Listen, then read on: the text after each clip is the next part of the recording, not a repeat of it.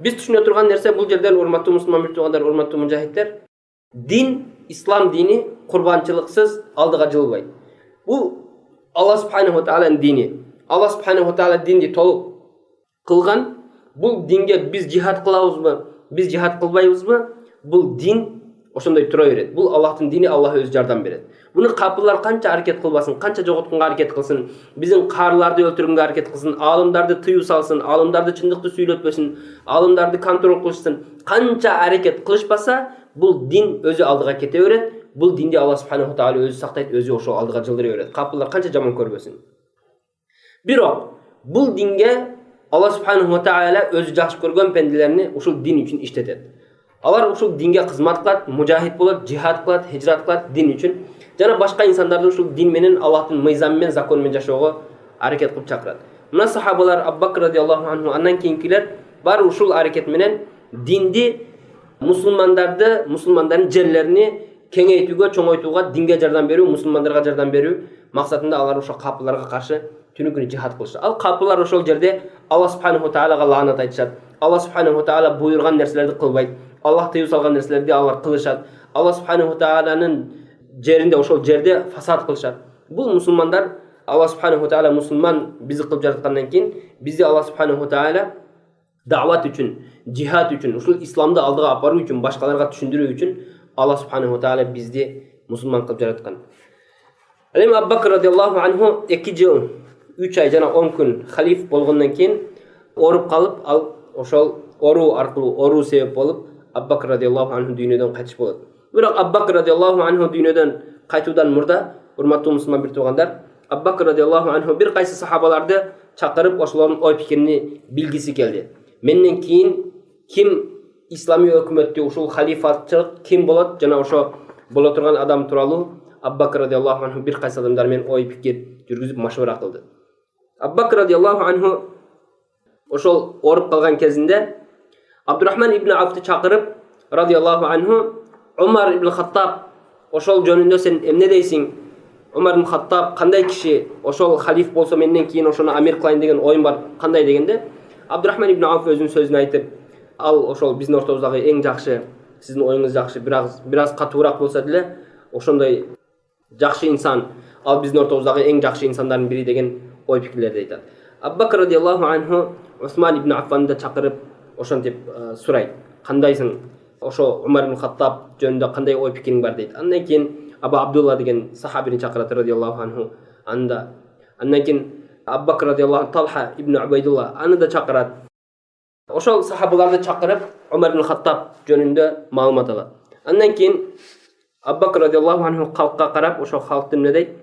Мен өзүмдөн кийин бир инсанды халиф кылып кете турган болсом, ошол инсанга баш ийгиле дейт. Ал да болсо менден кийинки исламий өлкөнү башкара турган Умар ибн Хаттаб, ага баш ийгиле, ага моюн сунгула жана аны уккула, итаат кылгыла деген сөздөрдү айтып, инсандар сами'на ва атa'на я Абу Бакр о амирул му'минин, биз иншалла угабыз, ага итаат кылабыз, айткан сөзүнө амал кылабыз деп инсандар айткандан кийин, андан кийин Абу Бакр радиаллаху анху Усман радиаллаху анхуну чакырып, бисмиллахир рахманир рахим эми жаз дейт. Абу Бакр Абу Кухафан баласы мусулмандарга амма ба'д ошондой менден кийин Умар ибн Хаттаб халиф болот дейт. Абу Бакр радиаллаху анху ошол васыяны жазгандан кийин Умар ибн Хаттабты чакырып радиаллаху анху ошого бир кайсы насааттарды айтат.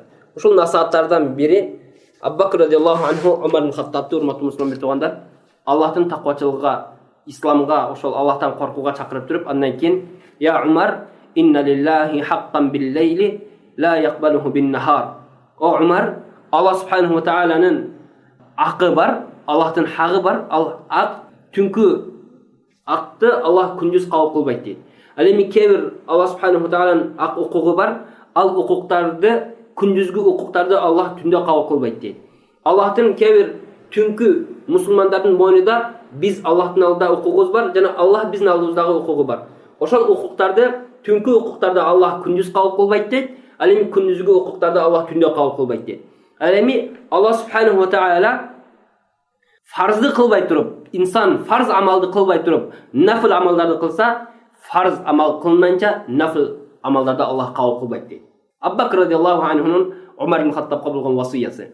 Бүгүнкү күнү кайсыл бир мусулман, кайсыл бир инсан фарды айн Аллах буйрган нерсени, эгерде Аллах субханаху тааля намазды буйрган болсо, намаз фарз айн болуп турса, хижаб кийүү фарз болсо, закат берүү фарз болсо, ал эми ал болгону башка бир нафил сүннөт амалдар менен алик болсо дейли. Намаз окубайт да садака берет, закат берет. Садака берет дейли. Же болбосо намаз окубайт да ошондой бир нафил амалдарды кылат. Ал нафил амалдарын Аллах субханаху тааля кабыл кылбайт дейт. Ал эми Абу Бакр радиаллаху анху ошо Умар ибн Хаттабка жана васыяттарын айтып атып, албетте дейт, ким чындыкты билип, чындыктын аркасынан, акыйкаттын аркасынан баскан болсо, акыйкатты карманып, акыйкат менен жашаган болсо, мына ушул инсандардын таразасы кыямат күнү оор болот. Ал эми ким чындыкты билип туруп, акыйкатты билип туруп, акыйкаттын аркасынан эмес, батылчылыктын аркасынан, жалгандын аркасынан, фасадтын аркасынан жүргөн болсо, Аллахтын мизанын коюп башка мизандарды өзгө мизан тутуп жүрө турган болсо, ал инсандардын таразасы кыямат күнү өтө жеңил болот. Андан кийин дагы ошо васиятны улантып, алам тара я Умар, о Умар, Аллахтын китебине көңүл бура турган болсок, Аллахтын Кураныга тадаббур кылып көңүл буруп көрө турган болсок, албетте Аллах субханаху тааля бир аят, эгерде Аллахтан үмүт кылуу жөнүндө, Аллахтан үмүт кылуу тууралуу бир аят түшө турган болсо, ал аяттан кийин, ал аяттын аркасынан Аллахтан коркуу тууралуу аяттар түшөт дейт. Ал эми Аллах субханаху тааля бир аятта мусулмандарды айтып, мусулмандарды сыфаттаган болсо, андан кийинки аятта капырларды сыфаттайт дейт. Ал эми Аллах субханаху тааля беш тууралуу бир аят түшүрсө, ошондон кийин тозок тууралуу аят түшүрөт дейт. Ар бир эки аят бири-бириге ошондой дейт. Кыйынчылык аяттан кийин жеңилчилик аяты бар. Жеңилчилик аяттан кийин кыйынчылык аяты бар. Ошондой Умар ибн Хаттабты васыя кылат. Ал эми Аллах субханаху тааля тозок ээлерини алардын жаман амал кылгандык, ошолор жаман амалдар аркылуу Аллах субханаху тааля тозок элини сыпаттады. Ал эми ошол тозок элине жаман амалдарын айта турган болсоң, жаман сыпаттарын сыпаттап бере турган болсоң, зина кылуу, фасад кылуу, риба кылуу, ошондой жер жүзүндө фасад кылып Аллахтын буйруктарын аткарбоо, арам нерселерге берилип кетүү, арам жашоо менен, арам жолдор менен үй бүлө багуу, эгерде ошондой сыпаттарын сыпаттап ушул адамдар тозок элинен дей турган болсоң, анда алар ошол тозок элинен болбоону үмүт кылат да жакшы амалдарга өтүүгө аракет кылат. Ал эми жакшы амалдарды сен аларга айтып, Аллах жолунда Аллах үчүн сабыр кылып, ислам динини дин тутунуп, Куран жаттап, исламга амал кылып, ошо Куранга амал кылып, мусулмандарга жардам берип, мусулмандарды жардамсыз таштап койбоо, ислам динини ислам дин тутунуп, мусулманчылык мизан менен жашоого чакырып туруп, кийин ошол амалдары аркылуу ал бешке кирүүсүн сыфаттап бере турган болсоң, ал инсан ошол амалдарын жана көбөйтүүгө аракет кылат. Жакшы амалдар иманды көбөйтөт, урматтуу мусулман тугандар. Ал эми жаман амалдар иманга зыяны бар, иманды түшүрөт.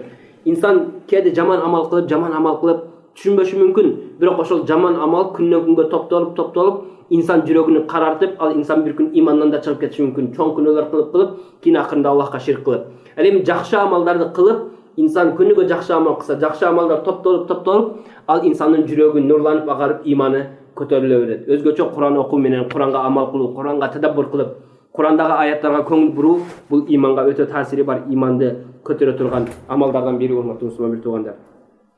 Умар ибн Хаттаб Абу Бакр радиаллаху анхунун алдына кирет да, Абу Бакр радиаллаху анху ушул васияттарды айтат.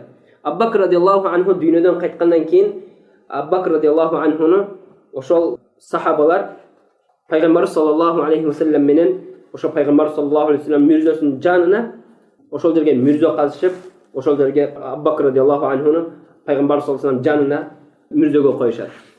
Али радиаллаху анху инсандарды ошол хабарды эшитет да, Абу Бакр радиаллаху анху дүйнөдөн кайтып болуптур. Аллахтан дүйнөдөн кайтып Аллахка кетиптир деген сөздү уккандан кийин Али радиаллаху анху келип, рахимакаллах я Абу Бакр. О Абу Бакр, Аллахтын рахматы сага болсун. Кунта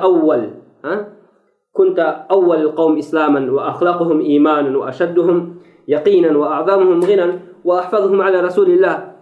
Ali radiyallahu anhu'nun сөздөрү да Абу Бакр радиаллаху анхуга ушинтип аркасынан рахимакаллах, Аллахтын рахматы сага болсун. Сен исламды биринчи кабыл кылган адамдардан болдуң.